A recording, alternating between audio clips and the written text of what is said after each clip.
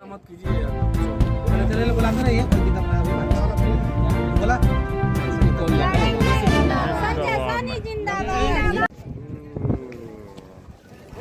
नमस्कार, आप देख रहे हैं मुजफ्फरपुर स्वतंत्र मुजफ्फरपुर लोकसभा के निर्दलीय प्रत्याशी कुढ़नी रत्नौली के संजय सहनी के द्वारा आज लोकसभा के लिए नामांकन किया गया।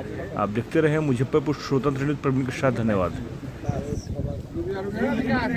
उतरने का हम लोग संघर्ष करने वाले लोग हैं और हम संघर्ष करके यहाँ तक पहुँचे और हमारे समाज की जो स्थिति बनी हुई है तो घर बैठने से काम नहीं चलने वाला है, इसलिए हम जैसे लोगों को आगे आना पड़ेगा और यही सोच करके मुजफ्फरपुर लोकसभा चुनाव में हम लोग कदम रखे हैं और लड़ेंगे और जीतेंगे। हमारी जो समस्या है, जनता की जो समस्या है, हम उसके लिए आवाज़ उठाएंगे, अंदर भी और बाहर भी, सड़क पर भी, सदन पर भी। इसलिए हम लोग सभी लोग निर्णय लिया है कि निर्दलीय चुनाव लड़ेंगे और आज हमने नॉमिनेशन किया है। तो विधानसभा भी लड़ते हैं आप, फिर लोकसभा लड़ रहे हैं। संघर्ष है, आप विधानसभा लड़ सकते हैं, लोकसभा लड़ सकते हैं, पंचायत चुनाव लड़ सकते हैं, वार्ड सदस्य का चुनाव लड़ सकते हैं, आपका अधिकार है। और आप लड़ाई जब कर रहे हैं तो लोकसभा विधानसभा क्या मतलब रखता है, आप लड़ रहे हैं मतलब है। क्या लगता है आपको किससे सीधे टक्कर होगी? बीजेपी भी है मैदान में और कांग्रेस के भी प्रत्याशी मैदान वो में। दोनों प्रत्याशी तो फेल है, क्योंकि वो दोनों पहली बात तो बाहर ही है, दूसरी बात ही कि अदला बदली किया है।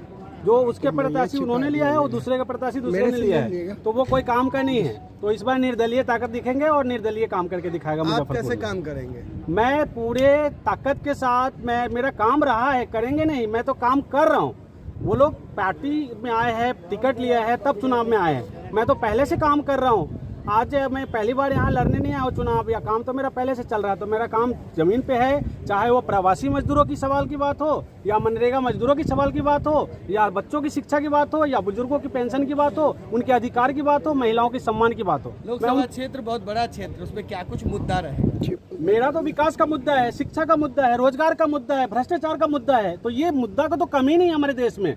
एक सहारा का मुद्दा भी भ्रष्टाचार में जा रहा है, इसके बारे में कुछ कहेंगे? सहारा जो किया है, और वो दुख की बात है कि लाखों जो उसमें बेनिफिशियरी थे उनके पैसे फंसे हैं। सरकार को इस पे कदम उठाने चाहिए थी, लेकिन नहीं उठाया उन्होंने।